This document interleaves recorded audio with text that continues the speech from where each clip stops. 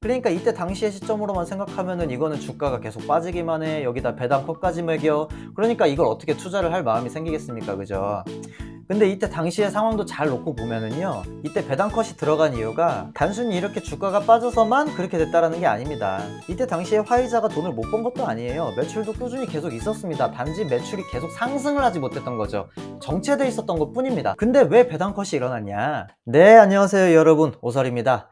이번 시간에는 제가 화이자에 대해서 좀 얘기를 해보려고 해요. 이게 코로나 상황이 터지게 되면서 이게 많은 분들한테 좀 친숙하게 된 기업이기도 하고, 사실 미국에서 굉장히 오래된 역사를 가진 기업이기도 합니다.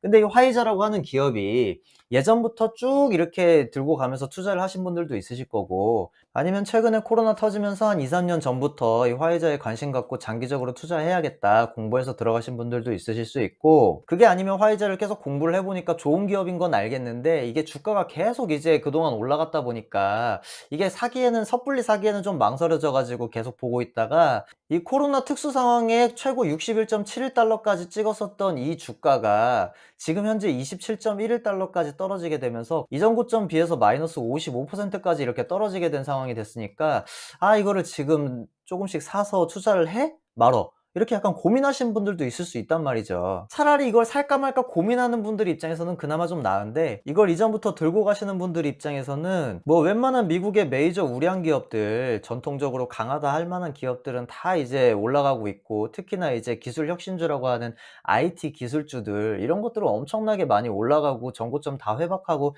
날아가고 있는 상황이 되다 보니까 나는 분명히 좋은 주식을 이제 잘 장기 투자하겠다고 이렇게 조금씩 담아가고 있었는데, 그렇게 분할 매수를 하면서도 내 것만 안 올라가고 남의 거 다 올라가니까 이게 포모가 오지 않겠습니까? 그죠? 그래서 이렇게 포모가 오시는 분들 입장에서 내가 이거 계속해서 언제까지 들고 가는 게 나을까, 이렇게 고민되시는 분들도 있을 수가 있고요. 아니면 어떤 분들 같은 경우에는 이렇게까지 주가가 많이 빠지게 됐으니까 이게 겉보기에만 배당 수익률이 6.22%가 나오는 거지, 이게 또 언제 배당 컷을 당할지 알 수 없는 거 아니냐라고 생각할 수가 있겠죠. 왜냐하면 이게 지금 원래 평균적으로 배당 수익률을 많이 주던 애들이 아니에요. 뭐 3%대밖에 안 주던 애들인데, 이게 지금 주가가 너무 많이 떨어지니까 배당 수익률이 6.22%까지 떨어진 거고, 그러면은 예전에는 배당 컷을 한 적이 없느냐? 있죠. 이렇게 2009년, 2010년에도 마이너스 37%, 마이너스 10% 이렇게 배당 컷을 한 적이 있잖아요. 그러니까 이렇게까지 배당 컷을 한 적이 있는 주식인데, 이거 내가 지금 당장 배당 수익률 자체가 높아 보인다고 해서 섣불리 내가 배당금 노리고선 들어가기에도 좀 고민이 된다 이거죠. 그죠? 그래서 내가 정말 이 화이자라고 하는 기업이 좀 좋은 종목은 맞는지, 지금 투자하기에는 괜찮은 시점인지, 그런 거에 대해서 망설여지시거나, 아니면 이전부터 계속 투자를 이어가고 계신 분들 입장에서 아, 이거 앞으로도 계속 들고 가는 게 좀 나을지, 이거 지금이라도 그냥 차라리 손절하고 다른 걸로 옮겨 타는 게 나을지, 이렇게 좀 고민하시는 분들이 있으실 수 있어서, 이런 부분들을 고민하고 걱정하시는 분들을 위해서 제가 나름 정리한 자료들을 가지고 좀 말씀을 드리려고 해요. 우선 첫 번째로 이 2009년, 2010년도에 배당 컷이 일어났었는데 이게 이렇게 자주 일어나는 일은 아닙니다. 근데 이게 왜 일어났는지에 대해서 먼저 한번 살펴보도록 할게요. 우선 이게 2000년도 초부터 해서 2008년, 2009년도 사이에 주봉상으로 봤을 때 화이자 차트인데요.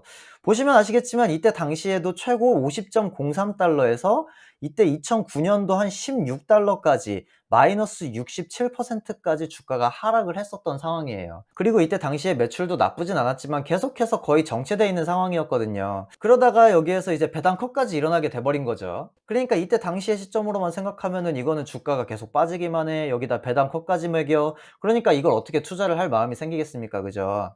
근데 이때 당시의 상황도 잘 놓고 보면은요, 이때 배당 컷이 들어간 이유가 단순히 이렇게 주가가 빠져서만 그렇게 됐다라는 게 아닙니다. 이때 당시에 화이자가 돈을 못 번 것도 아니에요. 매출도 꾸준히 계속 있었습니다. 단지 매출이 계속 상승을 하지 못했던 거죠.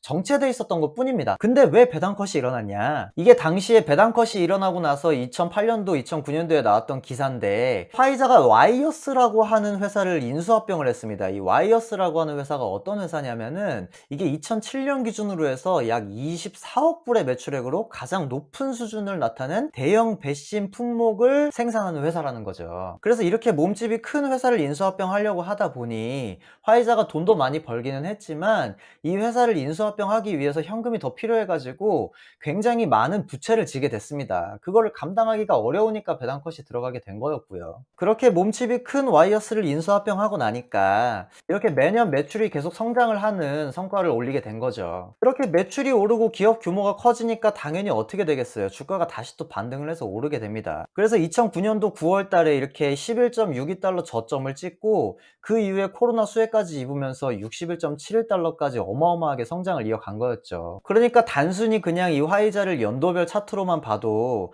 이게 주식 상장된 게 1972년도 자료부터 해서 지금까지 어마어마하게 긴 역사를 가지고 있는 기업이고, 주가가 상승과 하락을 반복한다 하더라도 장기적으로 우상향을 띠는 상황인 거고, 그래서 지금 27.21달러라고 하는 이 가격이 매수하기에는 그렇게 나쁘진 않은 가격으로 보일 수 있다는 거죠. 그래서 엊그제 나온 기사만 본다 하더라도 이제 화이자의 주가가 계속해서 빠지고 있었지만 이 주당 순이익이 드디어 흑자 전환을 했다라는 거죠. 그래서 주요 실적을 보게 되면은 뭐 매출도 충분히 상승을 했고 주당 순이익도 0.1달러씩 이렇게 흑자 전환을 했다라는 거고, 이런 주요 실적이나 아니면 재무비율 투자 지표를 보게 되더라도 뭐 그렇게 나쁜 수치는 없어요. 이제 앞으로 좀 바닥을 치고 상승할 수 있는 여건이 마련되는 건 아닌가라고 생각을 해볼 수도 있다라는 거죠. 거기다가 단순히 이렇게 주가가 계속 빠지는 것 때문에만 배당 수익률이 올라간 게 아니라 실제로 배당금 자체가 올라간 것도 있습니다. 작년 마지막 분기 때 배당금이 한 주당 0.41달러에서 0.42달러로 이렇게 올라갔어요. 그러던 와중에 지금 최근에 기사가 하나 또 떴는데, 화이자가 또 최근에 시젠이라고 하는 기업을 인수하는 작업을 진행하고 있어요. 시젠이 코스닥에 있는 시젠이 아니고요,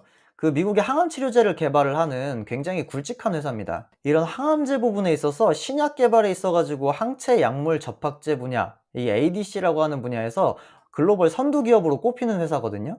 이런 회사를 지금 인수합병하려고 하는 거죠. 그러니까 이걸 안 좋게만 보면은 그럼 또 인수합병하니까 또 배당 컷 하겠네? 라고 생각할 수도 있지만, 길게 봤을 때 이런 시젠이라는 큰 기업을 인수합병해가지고 매출이 상승되고 기업이 좀 더 상승하게 되면은 주가는 이게 다시 또 회복하고 더 상승할 여지가 충분히 있다라는 거죠. 그래서 이 화이자에 관련된 뉴스 기사들을 많이 찾아볼 수가 있는데, 당장 오늘 난 기사입니다. 이 챕스틱이라고 하는 화이자의 계열사 이 기업에서 올 내추럴이라고 하는 라벨이 붙은 상품들을 파는 게 있어요. 근데 이게 겉으로 보기에는 올 내추럴이라고 써놓고 사실은 가공 재료도 들어가 있고 화합물도 들어가 있고 하다라는 것 때문에 내가 이것 때문에 속았다, 나 손해봤다 라고 해서 이걸 가지고 소송을 한 게 있는데, 그래서 이렇게 소송한 사람들의 이해관계가 충분히 일치한다고 생각을 해서 이 소송 자체는 승인이 됐어요. 그렇다고 해서 이 판사가 이걸 허위 마케팅으로 해가지고 소비자가 제품을 더 막 살 수 있게 막 과다하게 지출을 하도록 돈을 쓰게 만든 건 아니다. 무슨 말이냐면 이거 별로 중요한 기사는 아니라는 거예요. 단순히 화이자 챕스틱이라고 구글에서 이렇게 검색만 해봐도 화이자 챕스틱 쿠팡이 먼저 나옵니다. 그리고 밑에 보면은 메디팜 헬스뉴스라고 해가지고 2019년도 이미 3년도 더 된 뉴스 기사가 있는 거예요. 이거 내용이라도 한번 들어가 볼까요? 이걸 여기에도 이제 내추럴 카밍 체인지 립밤 뭐 이렇게 내추럴 이런 거 써있죠. 그러니까 이거는 그냥 립밤이에요, 립밤. 그리고 그 밑에 있었던 2019년 기사라고 하는 것도 이때 당시의 기사도 뭐 큰 내용은 아니에요. 그 미니언즈라고 하는 그 캐릭터하고 같이 컬래버 해가지고 뭐 립케어 제품들을 이렇게 만든 거였는데, 그래서 결론적으로 이게 화이자의 주가를 흔들 수 있는 큰 사건은 아니다 라고 볼 수 있다는 거죠.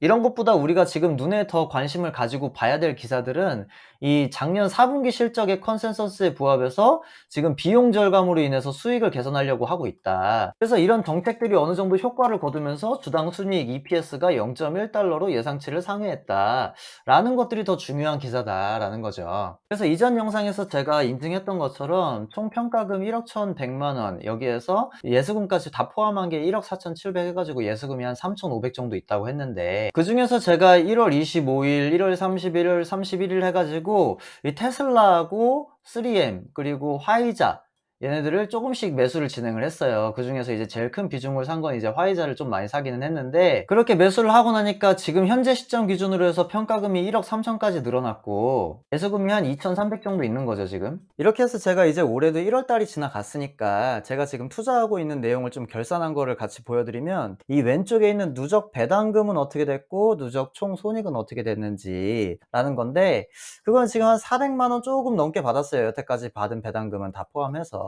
그리고 이 누적 손익이라고 하는 부분은 이렇게 받은 배당금 플러스 제가 샀던 주식을 어느 정도 팔게 되면서 이익이 나거나 손실이 난 걸 다 더해가지고 지금까지 총 얼마의 이득을 보고 있느냐, 얼마의 손실을 보고 있느냐라고 하는 부분인데, 이렇게 1월 달은 결산이 됐고 이제 앞으로 2월 달, 3월 달 넘어가게 되면서 제가 지금 이렇게 가고자 하는 방향대로 투자를 하면서 이렇게 남기는 기록들이 이게 지나고 나서 뒤돌아봤을 때 정말 맞는 방향으로 잘 가고 있었구나 라는 것들을 이제 실시간으로 제가 중간중간 인증을 한번 계속해서 이어가 보도록 하겠습니다. 그럼 오늘 영상은 여기서 마치도록 하겠습니다. 감사합니다.